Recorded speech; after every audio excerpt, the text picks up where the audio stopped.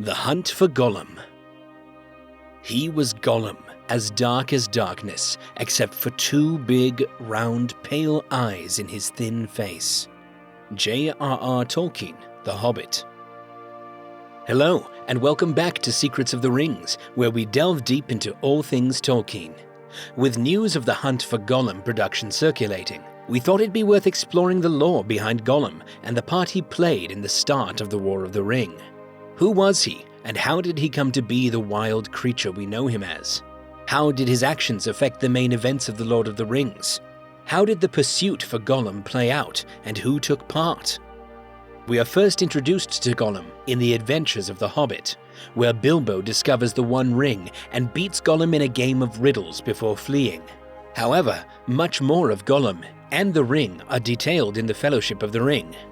Gollum's real name was Smeagol, and he belonged to a race of proto-hobbits related to the Stoors that lived along the Anduin. Even then, he was a curious fellow that spent his time burrowing and diving and wondering about the roots of things. On his birthday, in Third Age 2463, in the Gladden Fields, with his friend and relative Deagol, his fate changed forever. Deagol had discovered the One Ring in the riverbed after being pulled in by a fish. Smeagol immediately fell victim to its allure, demanding it as a birthday gift from Deagol. When his request was refused, Smeagol strangled his friend, claiming the ring for himself. The ring gave him an invisibility that he used to spy and creep around his neighbors. He grew in strength and strangeness, developing a persistent gurgling in his throat that led to his being named Gollum. When even his own grandmother grew tired of his antics, Gollum was exiled to the wilderness. He journeyed up the river, hunting fish with the help of the ring. Eventually, he would grow to despise the sun and even the moon. He yearned for the deep, cold shade that must have existed in the roots of the mountains. He followed a stream that flowed from the misty mountains, worming his way inside, deep enough to hide himself and the One Ring from the Dark Lord Sauron and the rest of the world. Gollum lived there with his birthday gift, on a subterranean island for hundreds of years beyond his natural lifespan, hunting goblins and the occasional orc. Sauron's powers grew during this time, and his pull on the One Ring grew stronger. Facing the possibility of never reuniting with its master, the ring separated itself from the decrepit being. The ring found itself a new owner in Bilbo Baggins, who by chance had fled into the Misty Mountains while fleeing goblins. The Hobbit would discover the precious weapon in Third Age 2941, but not without having to deal with Gollum, who agreed to a game of riddles to determine whether he would show Bilbo out safely or kill and eat him. Gollum lost the game of riddles when Bilbo asked him to guess what he had in his pocket. Seeking to murder him anyway, Gollum retreated to his island to grab the ring, which was nowhere to be found. He realized that the ring was what Bilbo had in his pocket, and hurried to attack him. But Bilbo escaped with the One Ring, sparing Gollum's life in the process. For 3 more years, Gollum wasted away under the mountains, brooding and hating. His addiction to the One Ring surpassed all other desires. He eventually mustered the courage to withstand the outside world in pursuit of his precious. He hid from the light of the sun and moon, hunting small creatures at night, and actually grew slightly healthier from the food and fresh air, as well as from his time away from the ring. Gollum followed Bilbo's trail through Mirkwood, east to Esgaroth and Dale, where he spied on men and learned their secrets. Gollum's name and origins had grown popular in the region after the completion of the quest for Erebor. Gollum turned back through Mirkwood, wreaking havoc on the peaceful life within it. He had robbed nests of eggs and small animals, and was known to break into the homes of the woodmen for the cradles of babies. He had gained the attention of the Wood Elves as a blood-drinking ghost, but they could not track him once he turned south at the Great River. By this time, Gandalf had grown curious about the origins of Bilbo's ring, suspecting it to be a ring of power, but knew well the risk that such inquisition posed, so long as Sauron's spies were active. Additionally, his concerns had been dismissed by Saruman, the White Wizard at the time and leader of the White Council. Saruman had his own designs regarding the One Ring, thus discouraging any attempts by his peers. The same year that Bilbo found the ring, in Third Age 2941, Saruman finally agreed to an attack on Dol Guldur, as it would drive Sauron away and allow him to search the Anduin himself.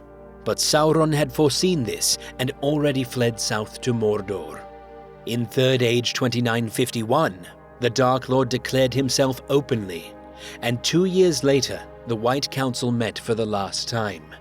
Saruman remained stubborn in regard to the One Ring.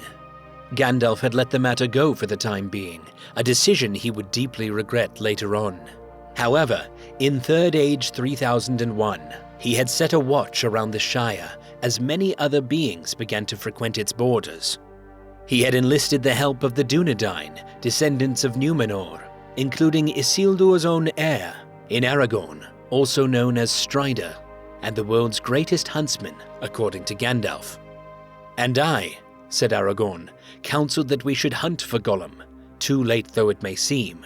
And since it seemed fit that Isildur's heir should labor to repair Isildur's fault, I went with Gandalf on the long and hopeless search." The Council of Elrond, the Fellowship of the Ring, JRR Tolkien. The initial journey was fruitless, as they searched extensively in the region, but Gandalf remembered something Saruman had once mentioned, that the One Ring itself may tell if it is the one they believe it to be.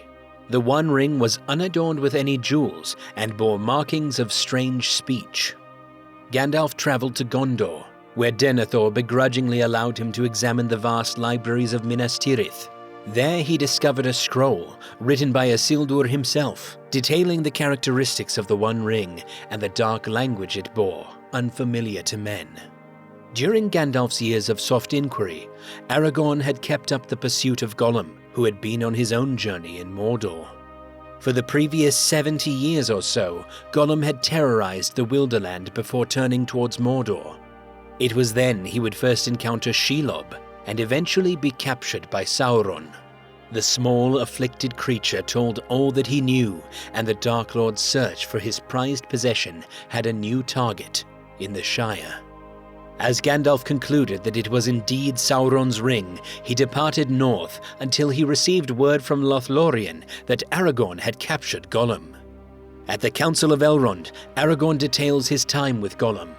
In Third Age 3017, as despair set in and Aragorn abandoned his search, he stumbled upon fresh tracks in the dead marshes, leading away from Mordor.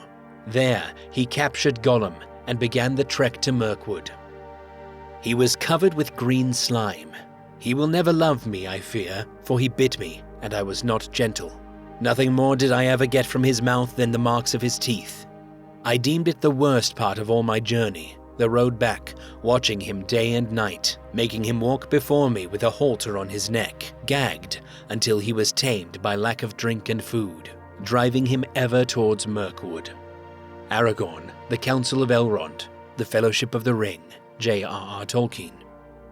Gandalf spent a great deal of his time questioning Gollum, having to resort to fire to get answers. He was able to confirm an encounter with Bilbo, as Gandalf had already presumed to be true. Most importantly, he learned where Gollum had first come upon the ring, near where it had been lost to the world several thousand years earlier, and for how long he possessed it, a feat only possible with the help of a magic ring. The tortured soul confessed to the ring being his birthday present, and having grown beyond resentful, swore revenge with the help of his new friends. That help came on June 20th, 3018, when orcs attacked Mirkwood, allowing for Gollum to escape. Under the close watch of the Sylvan Elves, Gollum had been permitted to walk in the forest and even climb a tree to feel the wind. The Wood Elves, although wise and with good enough reason to be mistrustful, were benevolent and took heed of Gandalf's belief that hope remained for Gollum to be cured of his darkness. But Gandalf bade us hope still for his cure, and we had not the heart to keep him ever in dungeons under the earth, where he would fall back into his old black thoughts. Legolas, the Council of Elrond, the Fellowship of the Ring, JRR Tolkien. Legolas, who had dealt the news of Gollum's escape at the Council of Elrond, believed the attack to be a coordinated effort. And on that same day, Sauron attacked the city of Osgiliath. From then on, the War of the Ring had officially begun, and Gollum would never stray far from the new ring-bearer, Frodo Baggins, until the very end of his own life, as well as the life of the One Ring. The hunt for Gollum is one of the primary catalysts of the war, and gives readers their first glimpse into the tracking skills of Aragorn, as well as his coordination with Gandalf and the elves. We are also shown the significant effects the ring has on those who bear it, and why it is so valuable. The search for the One Ring is urgent and vital beyond comprehension. So easily could things have gone awry at any point. Gollum's character continues to fascinate us, enough so that the new movie will be based around these events alone. What do we know about the upcoming movie? Well, the first thing to note is the existing fan film of the same name, The Hunt for Gollum, created in 2009 by British director Chris Bouchard. At about 40 minutes in length, this film covers Gandalf meeting Aragorn to Gollum's delivery to the elves. It is largely true to the lore, but definitely takes some liberties, as is to be expected from a low-budget independent film. It can be an interesting watch if you're craving more live-action content, but it's not nearly the kind of production we're expecting from Jackson and the crew. The current movie in talks is being produced by the masterminds of the New Line trilogy films, Peter Jackson, Fran Walsh, and Philippa Boyens, as well as executive producers Ken Cammins, Andy Serkis, and Jonathan Cavendish. Walsh and Boyens are responsible for the screenplay, in tandem with Phoebe Gittins and Artie Papagiorgio, who both scripted the screenplay for the upcoming animation about the War of the Rohirrim and the origins of Helm's Deep. Andy Serkis is on board as the director and is getting the chance to reprise his role as Gollum.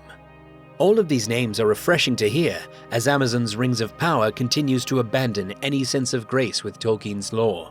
Fans may naturally question the motivation for returning to this universe, but there is peace in knowing it is in as good of hands as there are for such a task. This will be a great opportunity for them to further explore a complicated character. Gollum is a relatable and tragic figure, earning the option of 2 or more movies to tell the full story.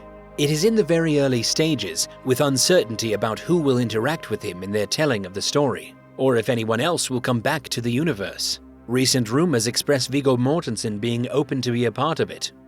However they would make that work, he is certainly welcomed back amongst much of the fanbase.